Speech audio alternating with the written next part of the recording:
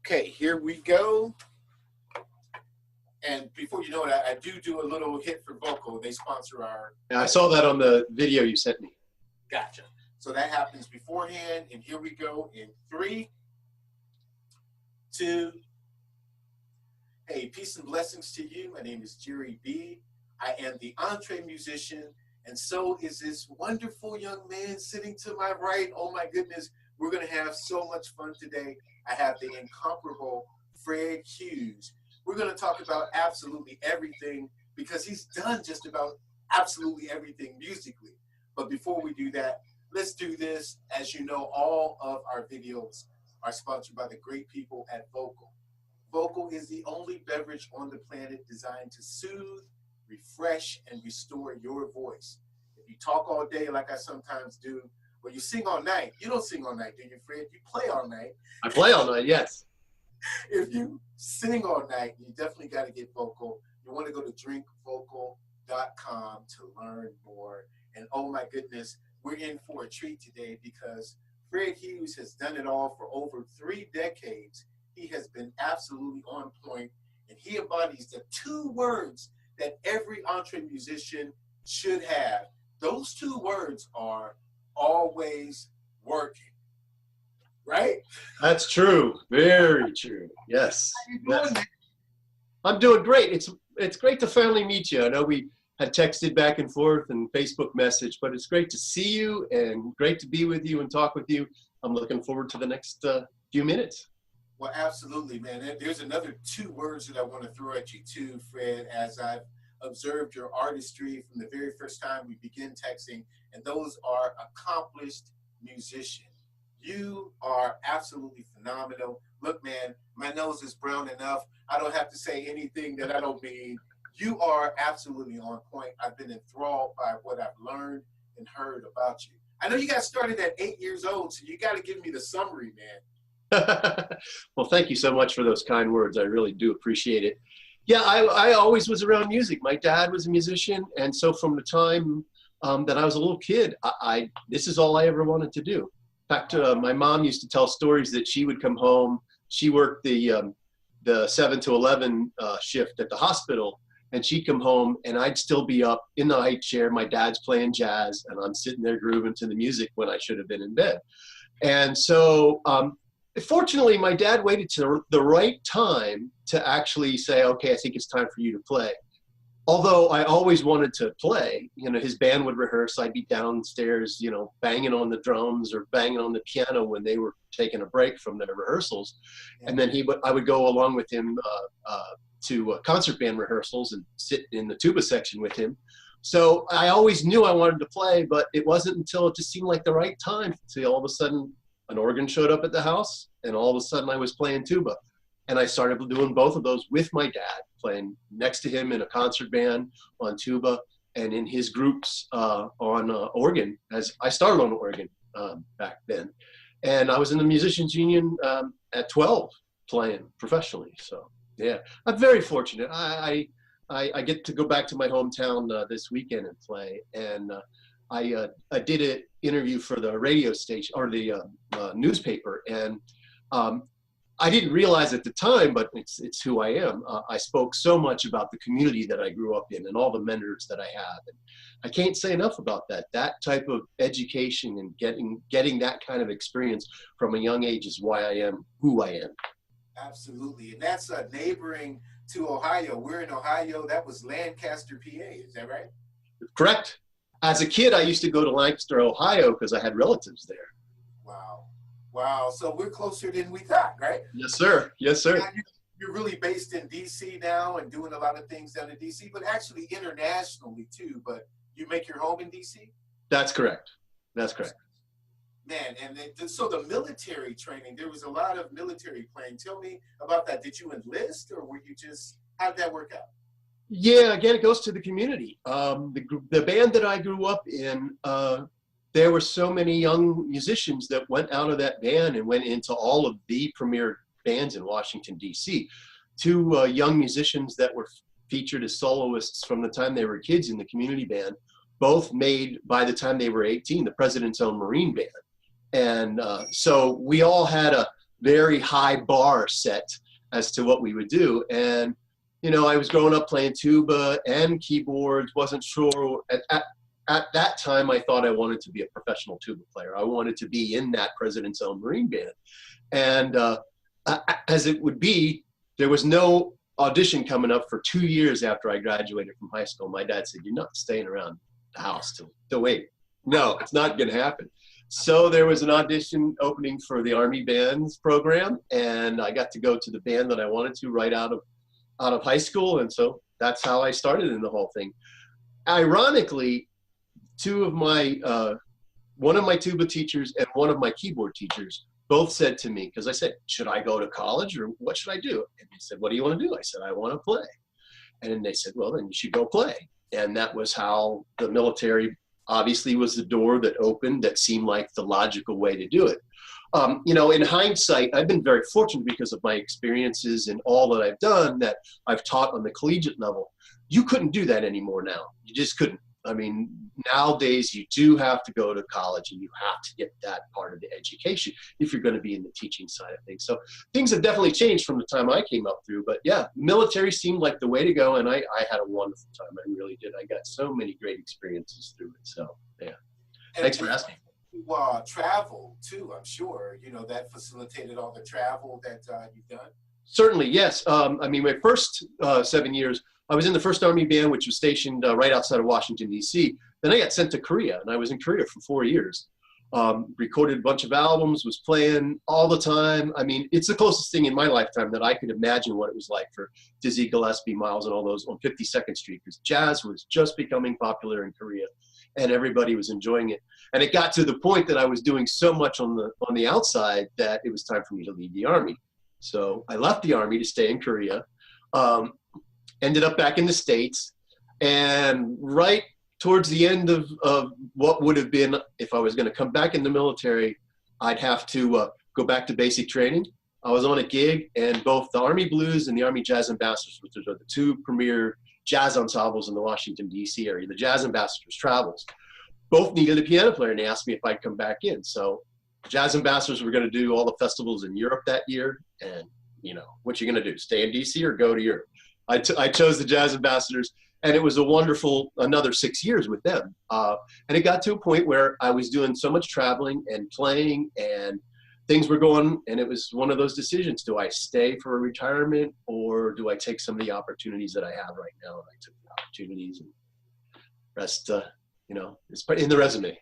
It's amazing because it's those little decisions that really create your destiny. And so at the time, you're not thinking 25 years ahead, but as you look back, and even I believe that concert from Seoul, Korea with Fred Hughes Trio, that's 2014 in Seoul.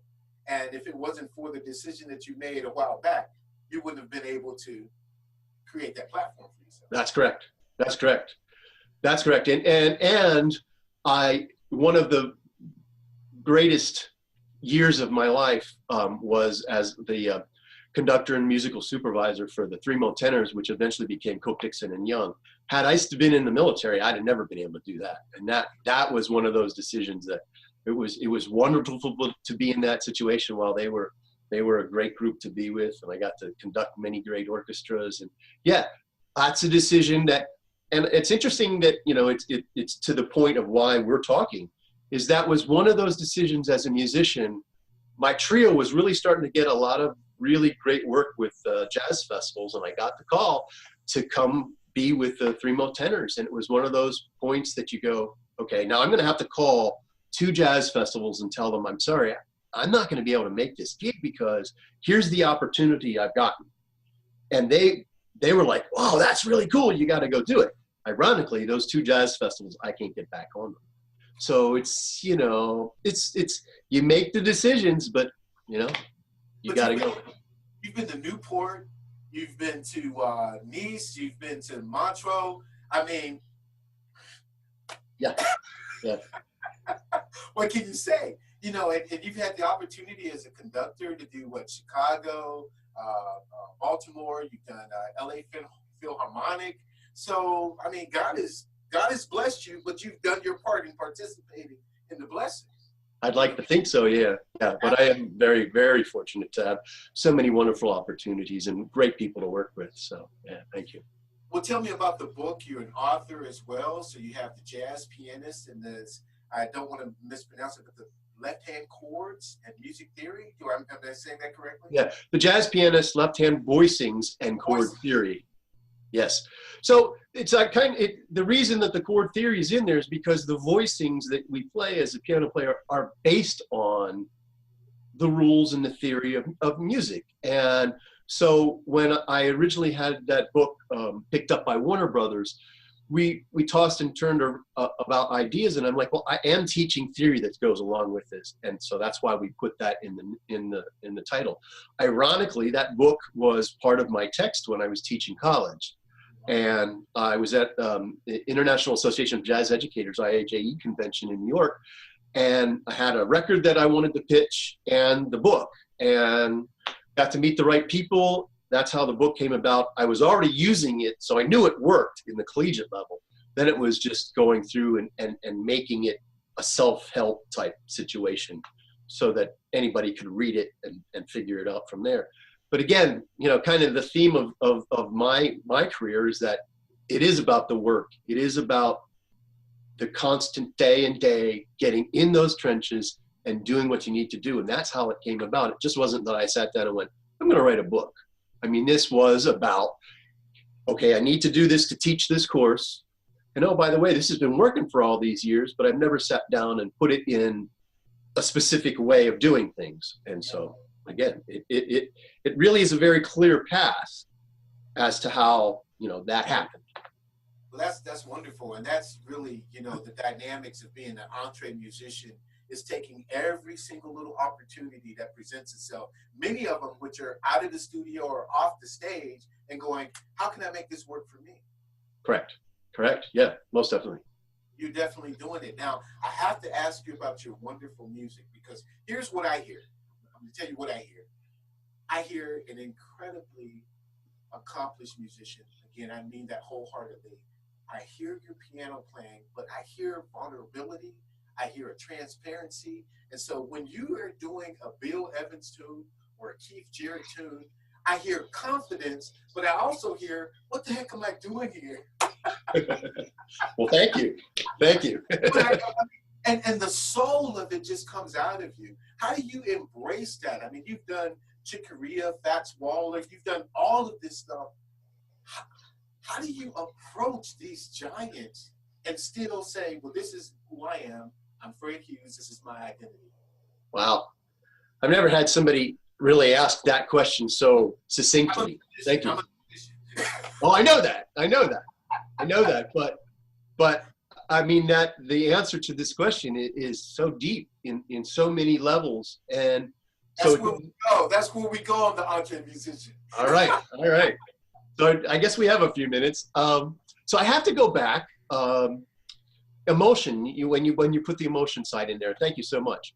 The emotion side comes from experiences as a kid.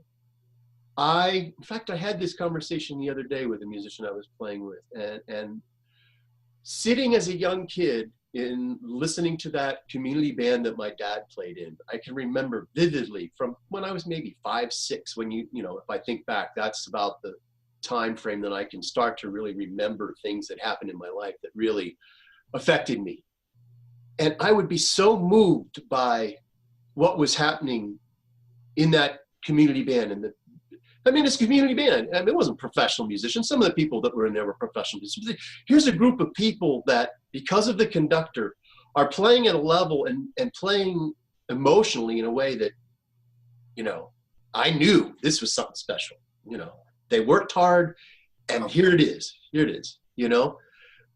So that on that level affected me. And then as I continued to be exposed to all kinds of different music, another side of me that affected me deeply was my grandmother would take me to church every time I visited. And they were Assembly of God. And some of the spiritual things that happened in Assembly of God churches caused me to go, whoa, you know, there's something happening here that's deep, deep, deep, deep, deep. And then Sunday nights, we would go to churches. This was York, Pennsylvania, and we would go to churches, black churches in York, and listen to these gospel groups that would come in from Philadelphia and New York. And I was so moved by the music. There was just this spirit and soul that was phenomenal. And then as I got into, understanding how this whole thing works, or trying to understand, I was one of those kids that back in showing my age now, when Park City Mall in Lancaster, Pennsylvania at one time was considered the biggest mall on the East Coast. And I was one of those kids that demonstrated organs. If you walk by the store, there's this little kid playing the organ. That was me.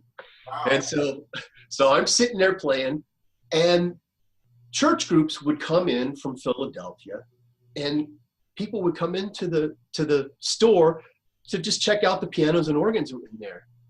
And these folks would sit down and just start playing, and they'd hear me play, and I hear them play, and they'd play stuff. I'm like, what did you just do? How did you do this? And I don't know. I can't even read music. I'm just playing. I'm like, oh, wow, that's just too deep. So, as you continue down the path, there's certain things that happen. So those were the core things that happened to me that made me realize that if you're going to be inspired by music, there's something that you've got to put forth in there that's going to make it work. The rest to me has just been trial and trial and error in the ways that I do things. There are times when the emotion side got so much in there that the technical side took a hit, and vice versa. And so then it just becomes years of experience and finding out what works. The one thing I do want to say though, and you hit on it earlier, is that in what you hear in my playing, the vulnerability and so on and so forth. Yes, I try never to check it that okay, I'm emotional here. There's something happening with whatever I'm playing, whether I'm conducting an orchestra or I'm in with my trio. If something's happening there, I never go, well, I have to be sure that, well, maybe this might happen, or I should be careful here. Never. You just allow all of that to happen, and hopefully it all works. Oh, it works. Let me tell you. And because we are recording this video right before the Christmas holiday, I know you are on a Christmas tour that's coming up, but one of the links that I'm going to put in this video is your rendition of Silent Night. And talk about gospel, talk about soul, talk about blues, talk about that Assembly of God Pentecostal approach. All that is in that trio. So, brother, I have been listening, and I heard it in there. Like, okay, we're not just talking about chops. We're talking about heart. And that's one thing that I really appreciate about your artistry. Thank you so much. That means so much. I can't tell you how much that means. Thank you, Jere. Thank you. It came across, brother. Absolutely. Now, your passion, though, what drives you? You've been at this since you were 8 years old. What is your passion? You talked about being in the trenches, but what gets you up in the morning? Is it the next gig? Is it writing another song? Is it teaching? Is it conducting? What's the driving force to Fred Hughes? I don't know what else to do. There's really nothing else that I can do. I mean, over the years, sometimes I think we even texted back and forth about there are times when I'm like, maybe I should just do something else. It just, there's some days when the business of the whole thing will beat you down, and you just think, well, maybe I should just do something else. And I'm like, well, what else would I do? That I don't know anything else. So for me, it's looking at the calendar. It's getting gigs, trying to put yourself out there and all that. But for me, it's every day. I don't know anything else to do. And the only way I know how to do it is to continue to try and improve, to play, and hopefully inspire as much as I possibly can. Somebody said to me the other day about a standing ovation, and I'm like, when that happens, I'm grateful and I feel blessed. But what's going on in my head was, why are they standing up? man, what I just played, oh man, I gotta practice, man. That was no. I felt like the moment was there, but the fingers weren't there. It's all of that, you know. Oh, I dig that, man. I've had those shows where all the accolades were coming, and I'm thinking they were at a different show than I was. Exactly. Oh my goodness! Now, as far as musicians are concerned, you did this wonderful tribute concert to all the great pianists and whatnot. Is there one that you really go to? Is your go-to person to say, he or she inspires me? They're my motivation. This is where I'm trying to get to. And I'm not talking about their fame or accolades, but as far as what they bring to the table. Well, it changes from day to day, week to week, month to month. There's so many great piano players that have inspired me over the years. There are probably 2, 3, 4 people that I know that I can go back to, that I'll find something that I've never heard before. And it probably goes to the whole way that they're able to put their heart and soul into that. And so that would be the great Shirley Horn from this area. She just, the way that she accompanied herself, she was a phenomenal piano player, but her package was she would sing so passionately and play so beautifully behind herself that it was just, I unfortunately never got the chance to say to her, just the voicings that you played on the piano as you sang were just phenomenal. I mean, it's what inspired me to try to find places in a piece of music where just the right chord voicing brings out even more of that beautiful melody or soulfulness or just anything there. So obviously it's her. Bill Evans, I can't say enough about Bill. Recently, I for some reason never got the entire Turn Out the Stars, which was the last recording his trio did at the Village Vanguard a couple months before he passed. And I never got the entire CD package, and I just recently got that, and that I can't get past the third tune on the thing. It's just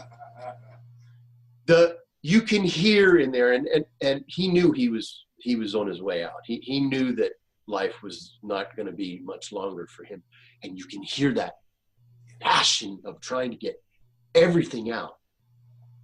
It's just phenomenal. Bill, Keith Jarrett is constantly an inspiration to me. And the reason is because they never rehearse. That trio never rehearses. And just the way that they're able to spontaneously put so much energy and passion into something and have it sound perfect is just absolutely great. And then Oscar Peterson. I mean, Oscar, from chops to his groove, I mean, that's a study forever. I mean, the minute you think you know the groove, put on an Oscar record and find out how much further you need to go to get right in the center of where that groove is.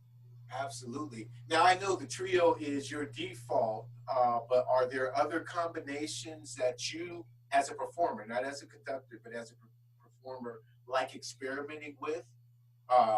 Things that we don't see on this side of the Fred Hughes artistry? Not really. For me, it's more of people. It's, people. You talk to somebody and you find that they're on the same place musically as to where you are. And so to me, that's what I want to experiment. I don't care what they play, but right. Tuba player comes to me and says, I'd like to play Bill Evans tunes. I'm like, let's go. It's about that. I really don't. Yes, because the trio is where I live. That's where, that's what I'm constantly looking at and hearing in my head. But I'm open up for whatever, collaboration wants to come my way. I'll take it. Oh, that's what's up. Now, let me ask you this question.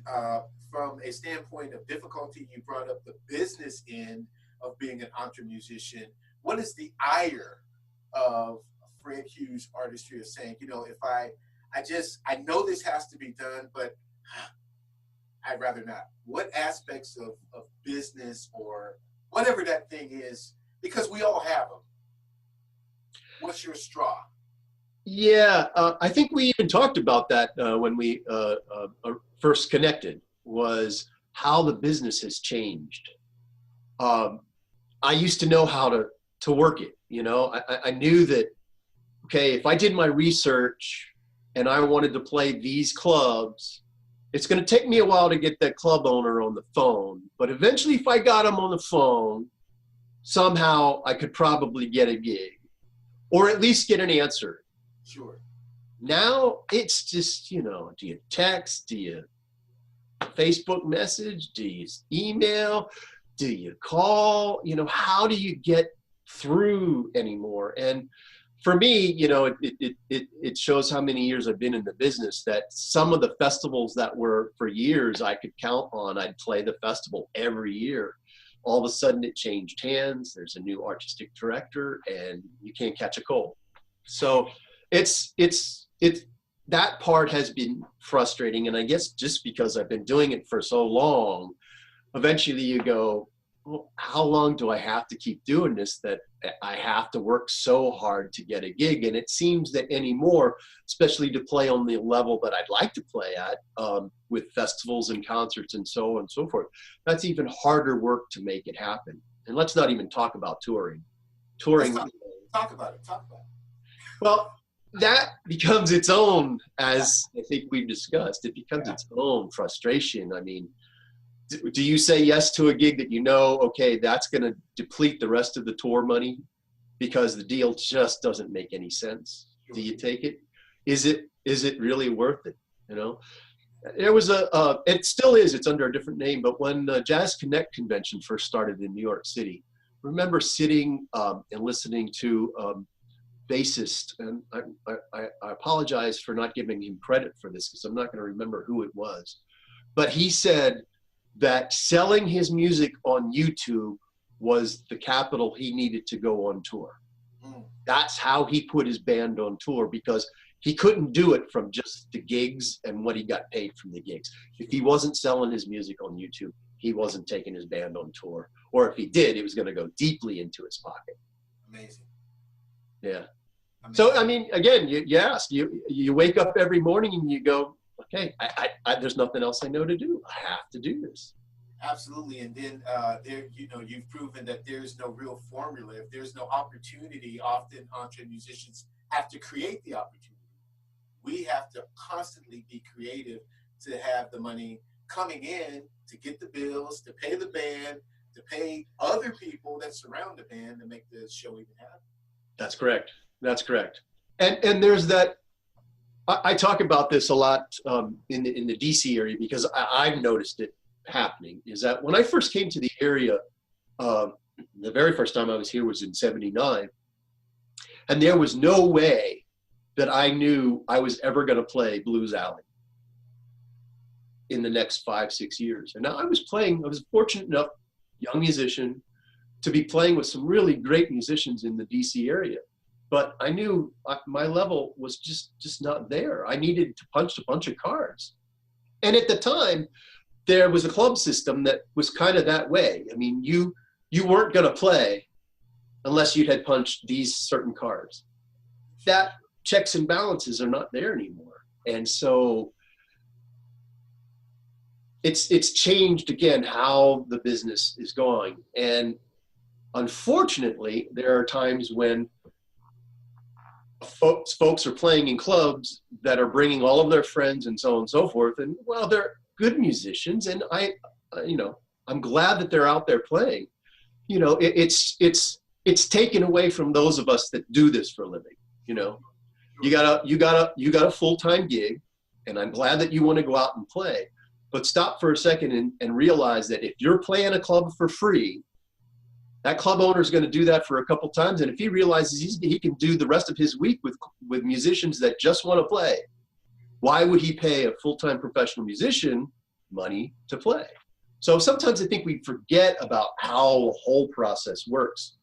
And we as musicians, and I think you and I spoke about this the very first time that we spoke on Trish Hennessy's show, is that we sometimes lose facts, and we meaning the guys that have been around for a good amount of time, need to get out there, need to get out there and teach and mentor and realize that, hey, you know, you're not quite ready yet. Check this out. You know, and now I'm going to leave you with this thought. 25 years from now, if somebody's doing this and you've finally gotten to the point that you're playing clubs for X amount of dollars, and now somebody's doing exactly what you're doing now, how are you going to do this for 25 years? Yeah, you're going to have to work at Walmart. I mean, that's just the reality of it, because yes, sir. The fact of the matter is that rate, that recidivity rate, is not 25 years, it's 2 or 3. You know what I mean? It's more rapid, because you're right. From the club owner's perspective, I can have open jam nights. You know what I mean? And so we get the 25 musicians in. The patrons who are paying for the drinks and their food, they're enjoying the music. And these guys are coming in. You got 6 drummers, 12 keyboard players, 14 basses, and yo, do your thing. Because I think one of the issues from a musician standpoint is we have a passion for playing. We have a passion for collaboration. And, oh, you know, so-and-so is going to be down at Bobby's Bar on Tuesday, and I'm going to get to play with him.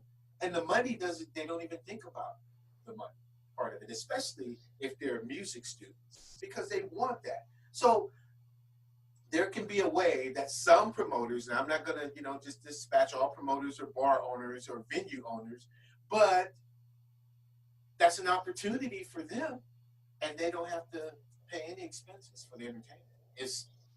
We have to think about it. Yep.